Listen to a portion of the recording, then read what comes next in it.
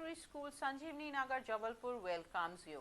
Today we are going to deal with social science for pre-primary classes or you can say for class 4 and 5, and we are going to deal with the topic of parallels and meridians.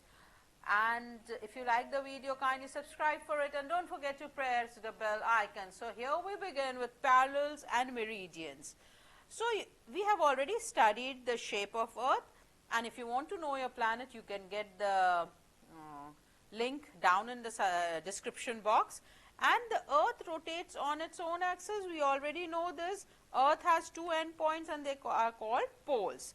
Now the poles are used as two fixed points. The points on the top of the pole, on the top is called North Pole and on the bottom is called the South Pole. So now let's understand the parallels. A set of circles is drawn on the surface of a globe.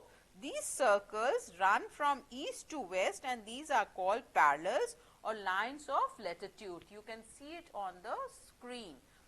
So these are the circles, and the Earth is divided into two equal parts by drawing an imaginary line, and this line we call as equator.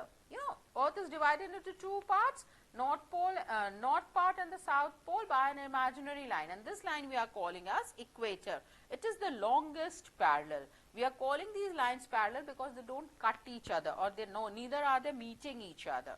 So we have equator dividing the Earth into northern hemisphere and the southern hemisphere. Now what are the important features of parallels? As I said, all parallels are complete circles excepting for the north and the south pole. These are points. The length of the parallel decreases as we move from the equator towards the pole. That is very obvious. All parallels are located at an equal distance from each other. Very important. इनमें समान distance होता है, एक बराबर का distance होता है. Parallels neither touch nor do they cross each other, and that is the reason हम इसको parallel बोल रहे हैं. Now how are parallel numbers?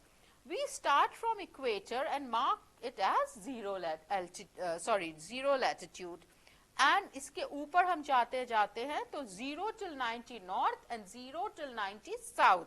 इस तरह से हम इसको mark करते हैं. The Tropic of Cancer, it's on the screen. See, you can see it on the screen. Is 23.5 degree north.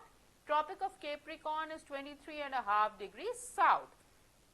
Arctic Circle is 66.5 degree north and Antarctic Circle is 66.5 degree south. And now let us see meridian. Now what is meridians?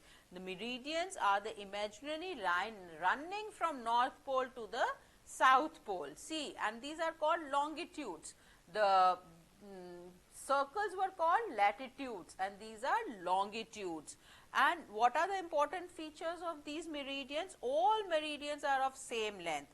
In latitudes, they were decreasing. The maximum distance between any two meridian is at equator. The distance between any two meridian decreases as we move from equator towards the pole. The meridian cuts the parallel at 90 degree or at right angle. Meridian are used to measure distances in the east-west direction. Now, how are meridian numbers? We have read, or you have read, that to number the parallels, we start from the equator. Similarly, we need a starting point to number the meridians. In 1884, it was decided to fix Greenwich, a place near London, as a starting point for numbering meridians.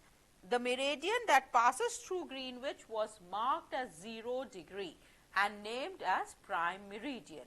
The longitude of the place is measured east and west to the prime meridian.